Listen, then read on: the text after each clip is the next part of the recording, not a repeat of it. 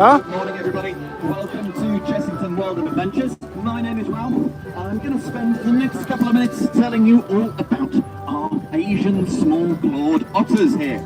So we've got two Asian small-clawed otters. We've got a male and a female. Their names are Rocky and Kenna.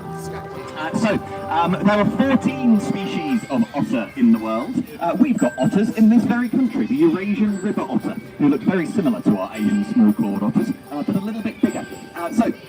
Asian small-clawed otters or Asian short-clawed otters, they're the smallest of the 14 species. They only get bigger from here, all the way up to the largest species of otter. That's the Amazonian giant river otter, which is an otter that can be 1.8 meters long. So an otter as long as I am tall. Quite big.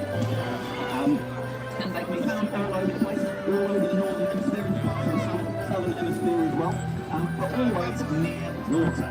So whether that is a river, a lake, a pond, a pool, a stream, a sea, always near water.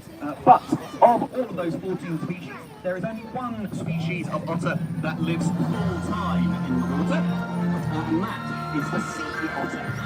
So sea otters are actually one of the only marine mammals that don't have blubber to keep them warm.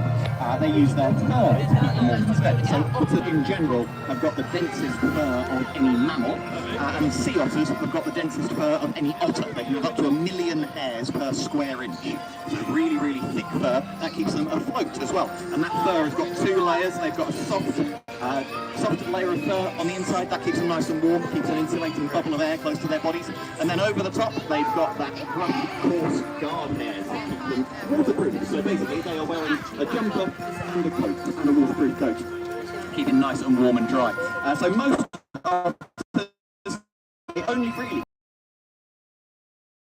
otters are actually one of the most terrestrial species of otters. They spend quite a lot of their time out of the water, and really going to the water to get their food. So, for otters, they are carnivores. They're not particularly fussy. They'll eat pretty much any kind of animal that lives in the water. So I've been giving them some crabs. They eat fish, frogs, small mammals, crustaceans like crabs and crayfish, things like that. Clams as well can be popular. So when they're hunting for their food in the water isn't always the clearest. They can't always rely on their eyesight when they're hunting for their food. So they've got a couple of other senses that they can use instead. So our otters have got those lovely big long whiskers on their faces. Smaller whiskers kind of all over their bodies. Those whiskers are very good at sensing vibrations and small movements in the water. Any change to the current that might suggest there's an animal nearby. But also they've got another piece of trick. This is an otter-only trick. Do not try this one at home. But otters can smell underwater. So what they can do is they can blow a bubble of air out of their nose. That bubble of air gathers all of those smell particles that are in the water, and then they can very quickly sniff that bubble of air back up into their nose. As I say, an otter-only trick. Do not try that in your bathtub at home. You will just get a nose full of water. Let's go. Nice. Unless you're a star-nosed mole, that's the other kind of animal that can do that. But I don't think there are any star-nosed moles listening. No, I think I would have noticed. So our otters, once they've found their food, they've got some very sharp, long teeth, very good at gripping onto slippery prey like fish and frogs, and they've got a very powerful bite as well, very good at cracking through shells of crustaceans and shellfish. But if they find something that's a bit too hard for them to bite through, they're also clever enough to use tools. So otters will use stones to break open shellfish. Sea otters, again, quite famously, use an anvil stone, so very clever to quite advanced tool use that. But those stones, they aren't just useful tools, they are also very nice toys. So otters will play with stones, they'll throw stones back and forth between their paws, keeping themselves nice and dexterous, but also just keeping them fun. And they're also quite unusual. They continue to grow into adulthood. Most mammals will only play as youngsters, gaining those skills they need as adults, and then once they're grown up, they stop playing. Come on, Forrest, go this way. Whoa, look at that! Freya, can you see that? Santa's sleigh and a rhinoceros. Look.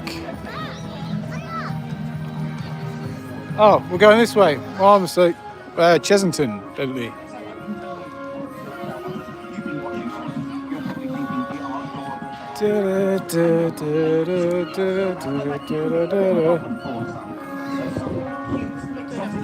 Huh?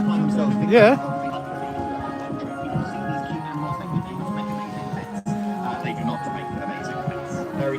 Oh, look at the boat. And also, it's not good for those wild populations of individuals being taken out of the wild as well. So, what can we do about that? Well, there is something that most people do. If we use social media, if you come across images or videos of... I've got to go this way, Fry. Things like Let's go. things like small monkeys, Steady hand. being kept as pets, being kept in a home environment, studied up alongside other red flags like wearing human clothes or using human food. Whoa. I can see Santa's sleigh. Share them, don't stop to watch. Look at the monster up there, look. Look. Nah, Chesington.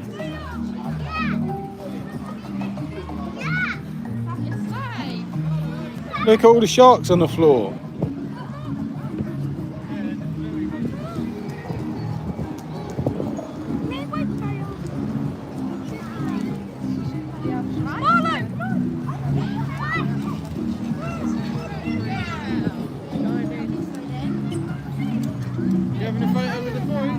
That's Miguel. This way then. Are you coming, Marley? Yeah, waiting for me. Oh, come on then, run. Run there, this way. Marley!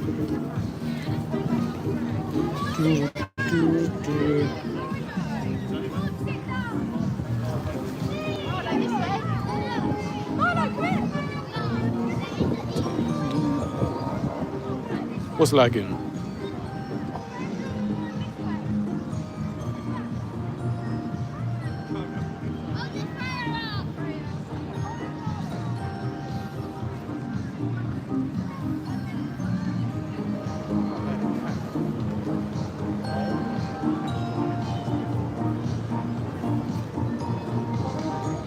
That's the cue setup.